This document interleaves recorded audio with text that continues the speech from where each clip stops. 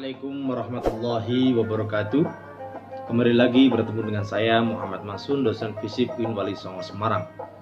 Pada video kali ini saya akan membahas tentang strukturalisme dan poststrukturalisme sebagai sebuah pendekatan dalam penelitian politik atau studi politik. Oke teman-teman, diskusi tentang poststrukturalisme, pertanyaan dasar yang perlu kita jawab pertama adalah apa itu poststrukturalisme? Ya, poststrukturalisme atau kita bisa sebut juga pasca strukturalisme. Sebenarnya secara bahasa berasal dari kata post dan strukturalisme. Gabung menjadi poststrukturalisme. Poststrukturalisme itu artinya pasca, setelah, kelanjutan atau melampaui strukturalisme itu sendiri. Jadi kalau kita sederhanakan, poststrukturalisme itu sebenarnya melanjutkan, tapi bukan dalam arti nilai dan struktur, dan sekaligus sebenarnya melampaui gagasan-gagasan dan ide-ide besar dari pendekatan strukturalisme. Nah, tapi sebelum itu kita penting juga untuk memahami apa itu strukturalisme sebenarnya. Nah, strukturalisme sendiri sebenarnya juga suatu pendekatan atau suatu paham ya, yang berkeyakinan bahwa segala sesuatu di dunia ini memiliki struktur, bangunan struktur, dan bekerja secara struktural dan dibentuk oleh struktur gitu. Jadi ini adalah satu pendekatan, satu teori yang mempengaruhi cara pandang seorang peneliti untuk melihat bahwa dunia ini sebenarnya memiliki struktur yang dan bekerja secara struktural. Dunia ini dibentuk oleh struktur. Karena itu ketika orang mau melakukan penelitian tentang sistem politik atau fenomena-fenomena politik, sosial politik, dia akan melihat bagaimana struktur ini bekerja. Dalam analisis sosial atau politik, pengikut strukturalisme ini memusatkan perhatian kajiannya pada struktur ya, atau sistem yang terbentuk dari hubungan sosial yang saling mempengaruhi. Jadi hubungan sosial yang saling mempengaruhi, lihat struktur yang bekerja. Struktur tapi bukanlah realitas yang terlihat ya, atau dapat diamati secara langsung ya, namun suatu sistem yang mendasari hubungan yang tampak antara manusia melalui sistem bahasa, sistem tanda, sistem komunikasi, sistem sosial, dan sistem ekonomi bahkan. Nah, itu. Karena itu orang-orang strukturalisme akan memiliki perhatian besar untuk mengkaji soal persoalan politik itu dengan melihat struktur yang ada. Pemikir-pemikir politik ya yang ada pada aliran strukturalisme ini akan melihat bahwa perubahan-perubahan sosial, perubahan politik itu dibentuk dan dipengaruhi oleh struktur politik, struktur ekonomi yang bekerja dalam suatu negara. Itu sekilas ya. Tapi perlu Anda pahami bahwa paham strukturalisme ini tidak tunggal. Setidaknya ada 3 varian strukturalisme ya. Yang mana pertama, strukturalisme yang memiliki akar pada linguistik atau bahasa. Tokohnya diantaranya ada Ferdinand de Saussure. Ini fokus pada sistem bahasa, fokus pada struktur tanda, pada simbol. Yang kedua, ada strukturalisme antropologi. Di antara tokohnya ada Claude Lévi-Strauss ya. Ini mencoba melihat sistem pada seluruh bentuk komunikasi yang dilihat. Fenomena sosial dilihat sebagai sistem komunikasi. Karena itu kajian strukturalisme antropologi ini memfokuskan pada struktur pikiran ya, struktur pikiran yang bekerja di dalam membentuk realitas sosial, realitas politik. Kemudian yang ketiga itu marxisme struktural. Nah, ini yang sangat berpengaruh di dalam studi-studi politik yang dilakukan dengan pendekatan strukturalisme, yaitu ada tokohnya ada Louis Althusser, ada Nikos Pauleses, ya ada Maurice Godelier. Struktur yang mendasari masyarakat ini mereka lihat menjadi fokus kajiannya, yaitu struktur sosial dan struktur ekonomi. Ada beberapa pemikir strukturalis yang yang mengkaji secara intens perkembangan politik di Indonesia seperti Fedi Erhadis, kemudian Richard Robinson ya. Ada banyak, mereka juga sudah melahirkan para pemikir-pemikir muda di Indonesia ya.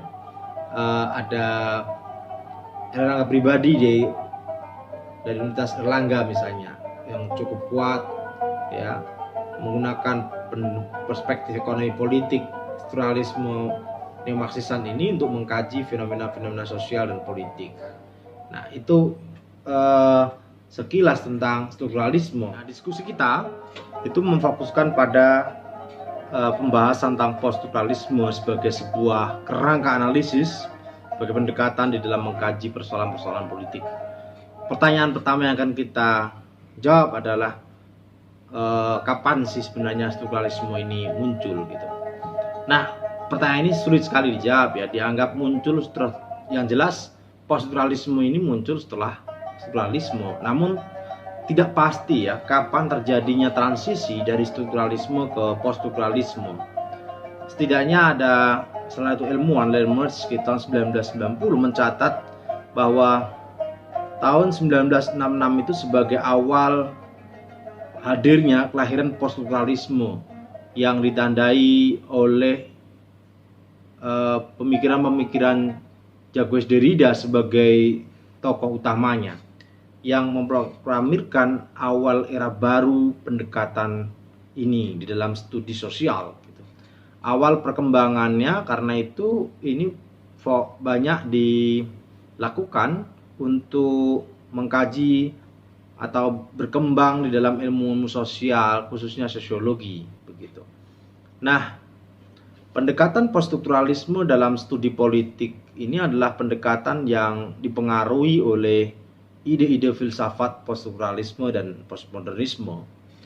Dalam studi politik, pendekatan poststrukturalisme itu adalah varian dari pendekatan dalam paradigma interpretatif, dan konstruktivis sebenarnya. Ini bagian dari kritik atas dominasi pendekatan positivis pada saat itu. Nah, pendekatan poststrukturalisme ini memiliki fokus utama pada kajian soal pengaruh budaya dominan. Kalau tadi strukturalisme melihat bagaimana struktur sosial, struktur ekonomi bekerja di dalam membentuk realitas sosial dan politik, maka poststrukturalisme ini melihat bagaimana sih budaya-budaya dominan ini terhadap pembentukan struktur politik. Ya, mengamati pengaruh budaya dominan dengan cara mengamati wacana dominan. Wacana dominan di dalam setiap relasi-relasi sosial, relasi-relasi kekuasaan yang hadir di dalam masyarakat. Apa sih wacana dominan yang berkembang gitu? Misalnya soal COVID, apa wacana yang berkembang di tengah masyarakat? Kalau sekarang kita lihat bagaimana media sosial bekerja luar biasa di dalam mengaruhi pemikiran masyarakat, maka akan dilihat analisnya soal wacana-wacana dominan tentang persoalan COVID ini. COVID yang tidak kunjung selesai di Indonesia ini, apakah ini persoalan wacana dominannya berkaitan dengan soal ketidakprofesionalan negara di dalam menghadapi atau menangani COVID, atau ada kecakapan kepemimpinan di dalam menghadapi COVID, atau yang lain? Ini persoalan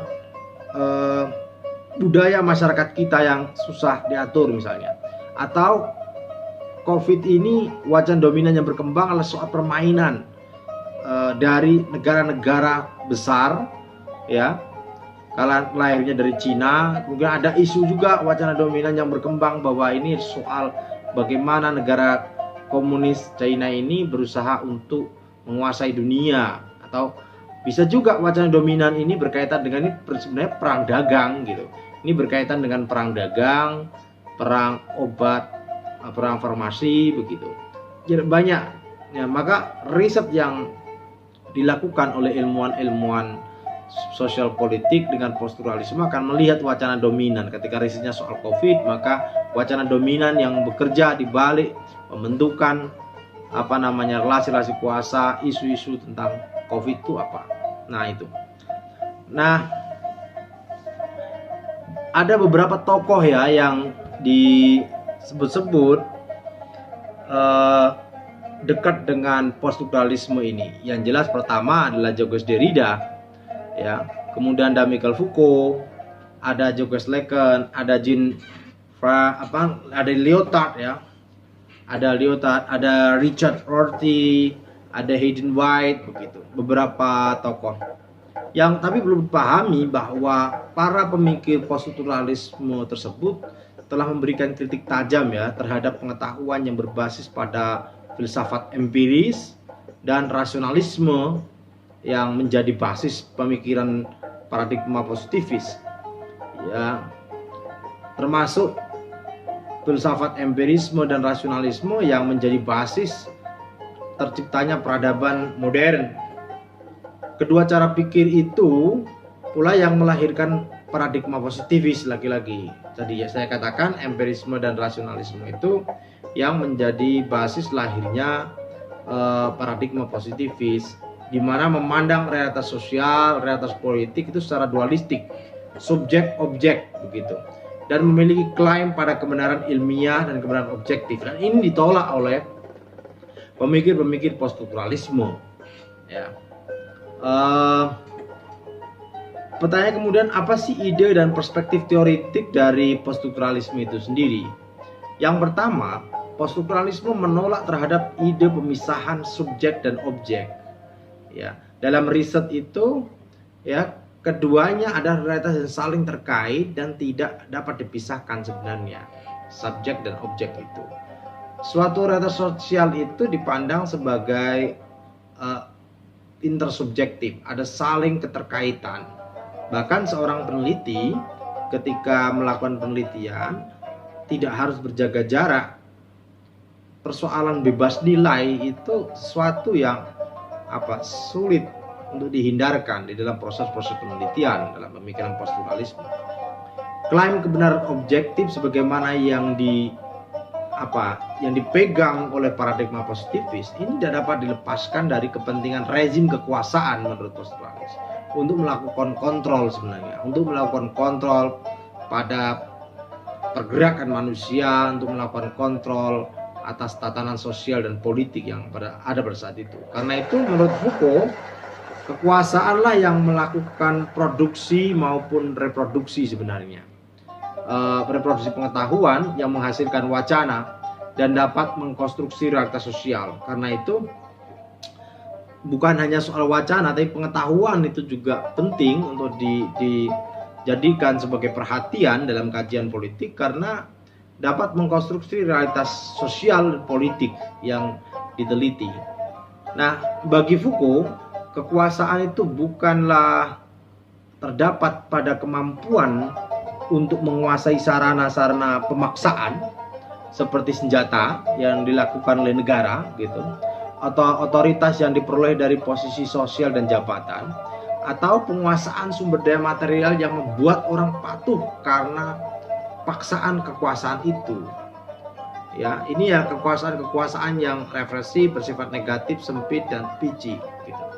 Tapi bagi Foucault, kekuasaan itu terletak pada kemampuan untuk memproduksi ataupun mereproduksi wacana yang membentuk pengetahuan, kemudian membentuk soal persepsi benar dan salah gitu. Kekuasaan produktif ya. Ini disebut kekuasaan produktif yang membentuk kepatuhan melalui penerimaan pengetahuan yang dibentuk secara persuasif dan wacana yang diproduksi ini. Ini untuk mempengaruhi pola pikir masyarakat, untuk mempengaruhi bagaimana struktur sosial itu bekerja. Karena itu kekuasaan tidak hanya ada pada negara. Jadi kajian politik dalam perspektif poststrukturalisme ini melihat kekuasaan tidak hanya ada pada negara, tapi kekuasaan itu hadir pada setiap hubungan atau relasi yang ada antar manusia. Karena itu fokus kajian politik dalam perspektif poststrukturalis ini cukup luas. Tidak hanya mengkaji soal negara, bagaimana kekuasaan bekerja, tapi sebenarnya realitas sosial, realitas politik itu juga dibentuk oleh wacana-wacana dominan yang bekerja di dalam masyarakat. Soal relasi-relasi sosial yang bekerja dalam membentuk relasi, kekuasaan itu bekerja dalam bentuk relasi sosial antara satu manusia dengan manusia yang lain. Itu yang penting diamati begitu. Nah, karena itu pendekatan poststrukturalisme dalam melakukan analisis soal persoalan-persoalan politik, penelitian-penelitian politik, ya, seorang peneliti yang menggunakan perspektif ini akan fokus mengkaji proses-proses produksi atau reproduksi wacana yang saya katakan tadi. Bagaimana penyebaran wacana itu dilakukan, siapa yang menyebarkan wacana itu, aktor-aktornya siapa, bagaimana proses penerimaan wacana dalam setiap hubungan sosial yang ada di dalam masyarakat. Penganut pendekatan ini dalam penelitiannya karena itu harus dapat menemukan wacana yang mendominasi pada setiap hubungan-hubungan sosial yang hadir dalam kehidupan masyarakat. Ya, menemukan wacana itu penting dan itu tidak mudah, saya kira. Karena itu riset penelitian politik, ya, riset politik dengan posturalisme ini dituntut kecanggihan metodologis, dituntut penguasaan kerangka teoritis, dituntut penguasaan masalah yang diteliti dengan baik. Gitu. Karena itu amatan dilakukan atas wacana karena amatan dalam penelitian ini amatan dilakukan atas wacana yang mampu melahirkan kepatuhan dalam bentuk kemampuan mendisiplinkan dan menghukum seseorang ataupun masyarakat melalui penciptaan kriteria, prosedur juga norma. Jadi kadang-kadang manusia itu mau melakukan sesuatu, ya, orang mau hidup dengan cara new normal begitu di era COVID ini. Mereka mau menggunakan masker, tidak menjauhi kerumunan, atau sebaliknya ketika masa new normal ini sudah dianggap membosankan, kemudian banyak orang-orang yang tidak lagi patuh. Sebenarnya ada apa ini? Wacana yang berkembang itu apa? Wacana yang melahirkan masyarakat kemudian awalnya mau patuh, mengikuti cara hidup dengan prosedur COVID, kemudian tidak lagi. Apa sih yang membuat mereka? Nah, ini wacana-wacana itu yang harus dikaji. Kemudian, apakah ada wacana tadi bahwa ada yang mengatakan bahwa COVID ini adalah virus yang sangat berbahaya, tapi di sisi lain maka harus pakai masker. Ada orang membuat wacana tanding lagi, memakai masker terlalu berlebihan, terlalu lama juga membahayakan kesehatan manusia. Atau orang sudah mulai abai pada persoalan COVID ini. Nah, jangan-jangan ada wacana soal bagaimana wacana tentang ekonomi gitu. Ada banyak ya, mengkaji COVID itu complicated. Jadi poststrukturalisme ini menarik sebenarnya kalau digunakan untuk mengkaji itu, menggali wacana di balik persoalan ini, COVID. Nah, lantas pertanyaannya kemudian di dalam penelitian politik, langkah-langkah apa yang harus dilakukan di dalam melakukan analisis atau melakukan penelitian politik? Yang pertama, seorang peneliti, ya, kalau teman-teman mahasiswa ingin melakukan penelitian menggunakan poststrukturalisme sebagai cara pikir, cara pandang, sebagai perspektif gitu. Pertama yang dilakukan adalah mengumpulkan data dan menemukan wacana dominan dalam sebuah teks, tertulis maupun tak tertulis. Artinya teks itu yang tertulis itu ya juga dokumen-dokumen berita begitu. Yang tak tertulis itu adalah perilaku manusia, kehidupan manusia itu. Mengamati ide-ide, pertama dilakukan untuk mengumpulkan data, menemukan wacana itu yang dilakukan adalah mengamati ide-ide yang berkembang di dalam kehidupan masyarakat. Ya, ide-ide berkembang terkait dengan tema yang dikaji.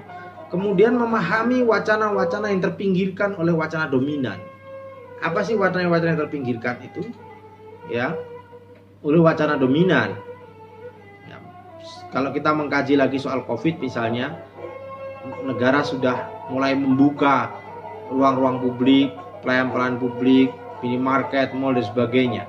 Jangan-jangan wacana yang terpinggirkan ini wacana kemanusiaan, wacana soal pentingnya menjaga kesehatan, wacana soal bahaya COVID yang mengancam kehidupan manusia, kemudian didominasi oleh wacana-wacana soal pembangunan ekonomi, wacana-wacana soal peningkatan daya saing usaha, wacana-wacana yang lain yang dibangun oleh negara mungkin atau aktor-aktor di luar negara. Karena itu dalam penelitian politik melalui dengan perspektif poststrukturalisme tidak bisa dilakukan dengan satu disiplin, perlu multidisiplin, perlu memanfaatkan disiplin-disiplin lain seorang ilmuwan politik, khususnya bahasa, untuk mengungkap struktur bahasa yang terdapat di dalam teks, bahasa masuk akal dalam struktur diskursif itu. Jadi perlu meminjam, bekerja sama juga, belajar juga ilmu-ilmu bahasa. Karena menginterpretasikan teks untuk menemukan kriteria yang diciptakan oleh agen kekuasaan, ya. Ini penting ini. Menginterpretasikan teks untuk menemukan kriteria yang diciptakan oleh agen kekuasaan yang bekerja di balik realitas sosial itu. Ini seperti apa? Kriteria agen kekuasaan yang menciptakan itu siapa sih? Soal itu kriteria baik dan buruk, benar salah. Ini modern, ini tradisional, ini maju, ini tertinggal, beriman tidak beriman. Kalau soal apa wacana tentang Islamisme gitu, ilmiah dan tidak ilmiah, radikalisme tidak radikal, ini siapa sebenarnya? Nah itu.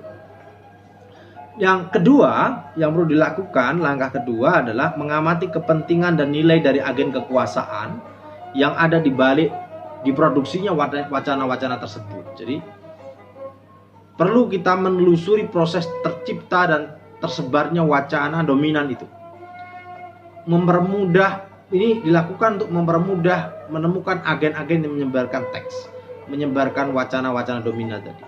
Mengetahui posisi sosial dari agen-agen kekuasaan untuk mengetahui kepentingan atau keuntungan politik ekonomi yang mereka dapatkan ketika mereka memproduksi wacana atau dan dampak wacana terhadap agen yang mengkonsumsi wacana itu apa. Jadi penting ini, mengetahui posisi sosial dari agen-agen kekuasaan yang menyebarkan, yang memproduksi wacana tadi, kepentingannya apa. Kemudian memahami konteks sosial, konteks politik, konteks budaya, dan ekonomi yang mendasari agen-agen kekuasaan ini memproduksi dan menyebarkan wacana-wacana tentang satu fenomena sosial yang dikaji. Ini apa? Untuk memahami tadi keuntungan dan kepentingan yang didapatkan oleh agen-agen yang menyebarkan wacana dominan tadi. Ya. Nah, kemudian langkah ketiga yang perlu dilakukan adalah mengamati proses produksi dan penyebaran wacana tadi. Ini tujuannya untuk mengungkap sebenarnya strategi-strategi yang dilakukan oleh agen-agen kekuasaan, ya, untuk menyebarkan wacana yang dilakukan secara persuasif dan produktif sekali. Kemudian mengungkap jaringan-jaringan yang digunakan dalam menyebarkan wacana tadi. Apakah ini kalau dalam tingkat global, ya, nasional gitu, lembaga keuangan, lembaga politik, lembaga sosial, lembaga penelitian, bahkan termasuk universitas.